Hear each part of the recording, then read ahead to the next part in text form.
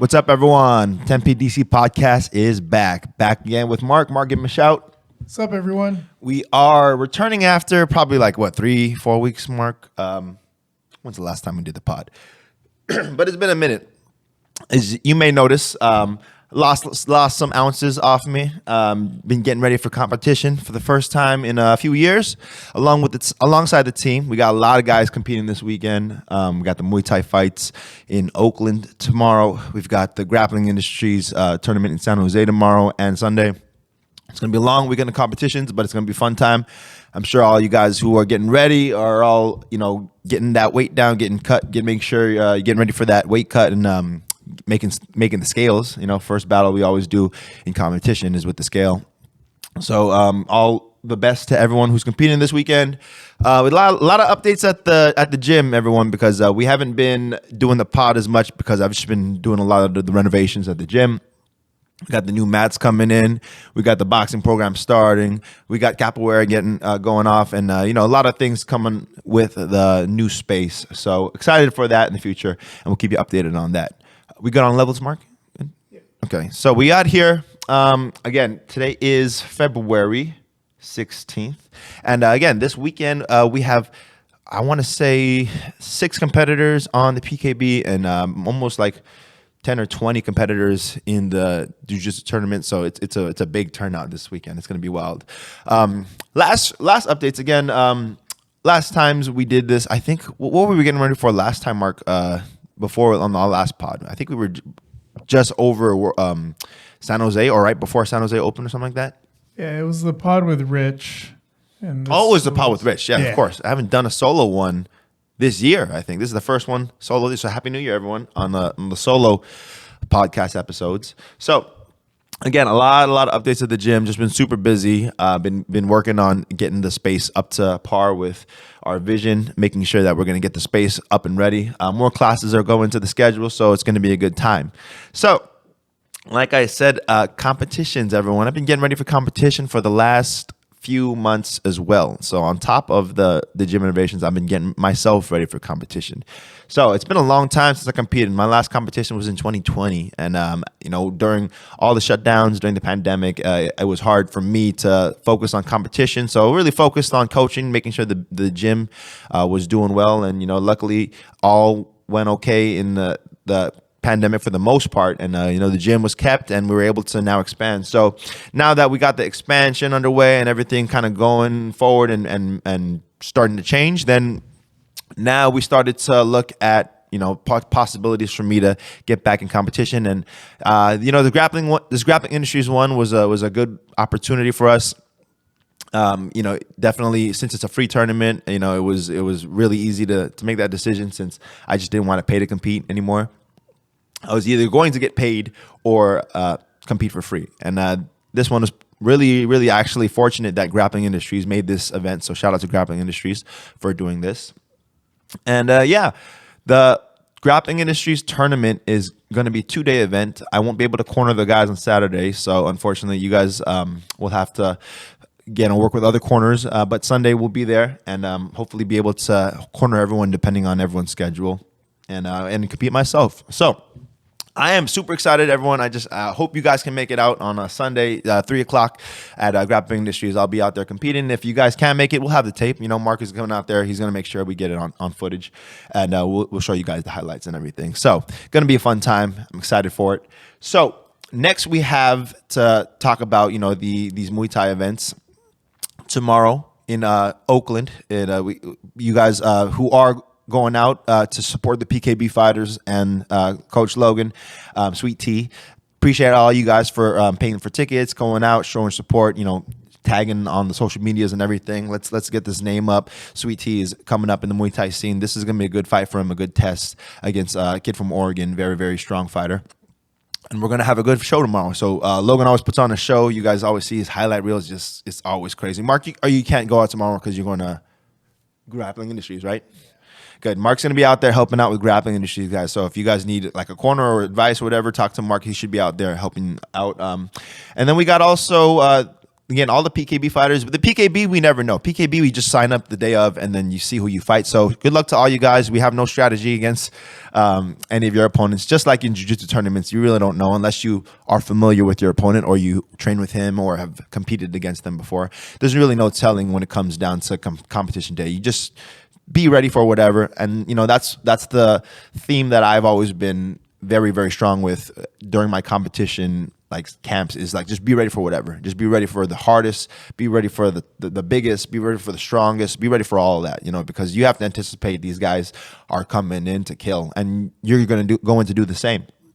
So you got to make sure you have that mentality, ready for whatever, ready for wherever the fight goes, wherever the scenario, and you're going to still have to work no matter, what you're good at and what you're bad at, whatever you're good or bad, whatever the case is, you got to keep working, you make sure you're doing steady, consistent training. Right now, it's been, I think, 2 months since I decided to start this camp. And it was a really good camp. It was a longer camp because, again, I knew since me having been out of competition for so many years, I need a longer camp to get acclimated and make sure my body was up to par. Was 185 by December, right? So I've cut almost 30 now. I'm down to 156, or I woke up today 55.9 for the first time. And then we just steady going, and I'm on weight already, ready to go. Timing went really well. Weight's been on track. And again, it's good to know that I still have that ability and I still have the knowledge to do so. And, this is something that I've, again, appreciate my team, all the guys who've been training with me, who've been helping me out with. Mark's been killing me with the sauna, helping me out, killing it.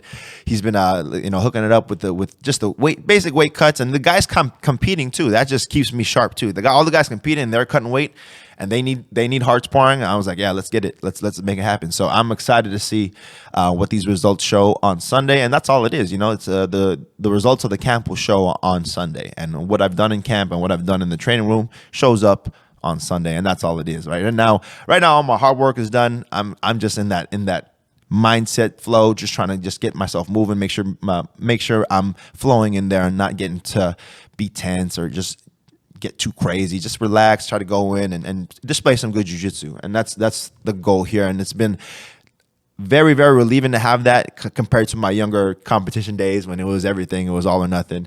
And, I think over time, competition has looked different to me. Funny enough, I don't know if you guys I didn't tell many people. I told Mark I applied for Fight to Win in Hawaii, right, Mark? And that was supposed to be what? It was a couple weeks ago. It was supposed to be in the 27th. Yeah, and I was like, man, I believe it was December, right, Mark? When after Nogi Worlds, I saw these guys competing. And I was so jealous. These guys are all looking so great out here. Big Red was out there competing. Mark, everyone, they got good matches. And I was like, damn, I want to go out. So I looked at the calendar and I saw that, okay, there's going to be a couple events. For one, the Grappling Industries, like I said, which I signed up for. I was like, that's easy. That's 3 months away, right? December. No, it's 2 months, 2 or 3 months away, right? And then we had Fight to Win Hawaii. And I was like, oh, man. January 27th, I believe. I think that's it. January 27th was it. And it was a couple weeks ago. Fight to Win Honolulu. I was like, oh, that's a great opportunity. I would love to go to Hawaii and compete, right? I've competed a lot in the Bay. I pretty much only competed in the Bay and LA. So to go outside of Cali and compete. Oh, I'm sorry. I've competed in Arizona too. So, but other places to visit and to also travel to and to spread the name and the NorCal jiu-jitsu scene out to other places, then I was looking for the opportunity. So that Hawaii card looked like it was a great card, but again, unfortunately, I had to drop out of that one. Didn't have the time to do so, but it was something that would definitely be interested in the future, especially seeing how this tournament goes. But my definite priority, guys, is still to coach, right? To make sure I'm there for you guys as a coach. Maybe I can compete again once or twice a year. I don't plan to do it too consistently because of the requirements that are needed at the gym, and also getting everything beginning with the new year. I'm sorry, with this upcoming year that's still fresh. We're still in February, still got a lot of ways to go. So I want you guys to go out there. if you guys are able to come support, show the love to the team, and then get back in the gym on Monday. We're going to be open again on Monday. No closure on President's Day, so we're going to keep it going on Monday, regular schedule. And yeah, we're just going to keep the ball rolling, guys. We got to keep grinding out here. This is the only way out of all of this for us to continue to progress and evolve. We just got to keep grinding, keep moving forward. At the end of the day, win or lose, if whatever happens in there, hopefully, my biggest thing is hopefully I go out there and make sure I come out healthy. That's the number one thing. Go out there and don't come out with no damage. Be ready to come back, coach my team, be there for you guys, and let's get ready to go for the next one. And it's just gonna keep moving. So this type of competition was really for you and for my team and for everyone, my family, just to kind of show them a little bit of what the training we do can result in, what we do in the gym. And this is really just to make everyone hopefully a little more inspired, like I was by my teammates, to try to do something that maybe you haven't thought about in a while to do, maybe something that you're just out of the ordinary, to change it up a little bit, because this is a big change up for me. 3 years of non-active competition training, it definitely changed me. I mean, in my 20s, I think every year I competed in my 20s, and I pretty much was obsessed with all the competitions. After a few years off, it does feel a little different, but again, I'm so excited. I'm just really juiced, and I just can't wait for Mark to get some good clips of the highlights and everything. I'm looking forward to that, and those edits are gonna get on it. It's gonna be crazy. So again, guys, if you have questions, of course, let me know. Advanced class, we're gonna be going in tonight to kind of do some refreshers, and we're gonna keep it rolling. A lot of work to do, a lot of time still to make up for, and make sure that once we get these new mats in, we're going to take it to the next level. So I'm excited for that. Guys, take care. Mark, any last thoughts, last words, anything I forgot? Maybe if you had 1 or 2 big tips for the weight cut for people that are looking to do something like that. Oh yeah, so this is probably something that I've got the most asked about, right? The weight cut. What did you do, right? What did you do? Now, number one, the number one thing that I did was, again, just be mindful of what I'm eating, right? And mindfulness is number one, right? If you don't have mindfulness of what you're eating, then you're not going to lose weight, because you have to think about your caloric input and your caloric output. And at the end of the day, if the input is bigger than the output, you're going to gain weight, right? And if your output is lower than your input, then you're going to lose weight, and just that's number one. All my competitors, you are already mindful. You already know what you're eating and putting in your body, right? But then what are some like hacks? There's going to be some hacks that you can get away with that will work. Now, a big hack, and this is the hack that is going to require some training, right? You're going to have to learn to fast, right? And learning how to fast regularly. When you are cutting, you are fasting, right? You're not eating a lot. All right? And you may be fasting because you think you ate a little snack, but that's not a fast. A fast is like water, right? That's water fast is the most. You don't want to, and even with a weight cut, some guys are fasting from water too, which is even more dangerous, right? And that's the last thing I want to do, is fast without water, right? Some people will do that because they have to cut extreme amounts of weight, and they're weighing in maybe a day before. If you're doing, there's all these exceptions, but you got to understand what you're dealing with. In grappling industries, this one, I'm going to be weighing in same day. I'm like, same day. I don't have a lot of time to recover. I don't want to be dehydrated for too long. So the goal here is to make sure you're well hydrated, right? Making sure that you're steady dropping the weight and you're not rushing to drop the weight. And making sure, again, you just make it a habit, a lifestyle. Now, there's a lot of things, like you can do low impact cardio, and putting a sauna suit, you can drop like 3 to 5 pounds in an hour of just walking on a treadmill, right? That's a hack. You could eat cans of sardines for lunch, which is another hack. It's 200 calories. That's what I did for maybe a couple weeks, right? You could eat salads for dinner, right? Sucks, but you got to do it. And all these things that you add into the pal. The number one thing is you got to be doing a lot of different adjustments. It's not like one big recipe. It wasn't the sardines that did my weight cut. It wasn't just the sauna that did my weight cut. It wasn't just the cardio that did it was everything, right? And I put the work in for it, and I had to do that more so in a extreme, even though fighters do it much more extremely, for normal people, this is still extreme. 2 months, 30 pounds is extreme for a lot of people. But again, this is something where I've been a fighter. I know what that feeling is like. I've experienced it before, and I can do it again.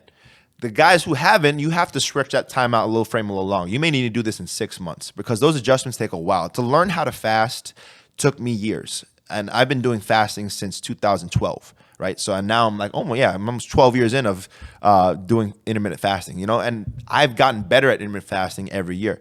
So little habits need to change in your life. If you're going to be a competitor, you got to make some little habits. And that's the number one thing is like, it's not about what you do, it's what you do consistently. For years, for months, for weeks, for days. You know, the more consistent you get with it, the easier it becomes. But at the end of the day, it still sucks. No matter what. Weight cutting, this is the number one reason why I don't compete regularly too. Is like probably more so than the schedule. I do not want to worry about the weight. It's not that I can't lose the weight. It's just having to think about the weight so often, it takes a toll on you. So sometimes you do need to take some breathers, you know, a couple of days of the week. You just have to not jump on the scale. But still, you can't be just going off. You have to just make sure you're doing cheat meals, not cheat days. You know, you can have a meal. And if you do have a cheat day, you better put the extra work in the next day, you know, and the understanding of your body, understanding of where it goes, how it fluctuates. That's something that a competitor, a fighter, someone who has to manage their weight is going to be very in tune with. The everyday person don't have time for that. Everyday person doesn't have time for that. So if you're the everyday Joe and you want to kind of lose weight at this kind of style, it's going to be tough unless you compete. Competitors who are doing it, you guys got to look at yourselves. What adjustments can you make that you can be consistent with? Those are the ones that are going to end up turning into success for you. The ones that you can start now, again, always try and see. Like I've done a bunch of, I tried keto this time. Keto worked for the first 10 pounds, but after I lost the body fat, keto was getting really tough. And I stopped doing keto. I turned into just a low carbohydrate diet and, you know, had some carbs, but not fully not fully a ketogenic diet, you know? So I fluctuated between diets because I've never been that heavy. I was at 85, I had enough. I was like, I am way too fat. I just got to get some of this weight off. And now I feel amazing, guys. I feel amazing. I'm moving so well. I have so much energy. And the difference is amazing how physically different I feel. And I'm hoping I can stay somewhat around this weight for a longer, consistent term. So we'll see. Maybe next pod, I'll be back to 175. Who knows? It just depends on how crazy I get during my chill week. But we'll see how that goes. But guys, again, the weight cut stuff, it's not really hard or to understand. It just sucks to do. You know, like you guys the recipe is there. We all know how to eat healthy and to count calories. I mean, even though you claim you don't, it's easy. Just add the numbers up. So again, if you need help with that, let me know. I've had a bunch of guys talk about this. We should do like a full, like maybe we can do a walkthrough mark of a day of eating or something like that, and of the weight cut. And I'll show you guys what I did for a day, and then we can talk about maybe what you guys want to do, and we can figure out how you guys want to make those adjustments. Some of you guys have different diets, and some of you guys, have different requirements. Women especially have different body types. They have to account for that. So my advice: take it with a grain of salt. Make sure again you're listening to your body first and foremost, and then your doctors after that. All right, guys. Other than that, again, keep me posted. We're going to continue to make these podcasts, but again, maybe not weekly as much as possible until the mats get in place and get ready to go. But we got a lot of shit coming up, man. Hopefully you guys stay tuned. Come join the teams. Spread the word. Gym expanding. We need you guys in there. Let's go. All right, guys. Take it easy.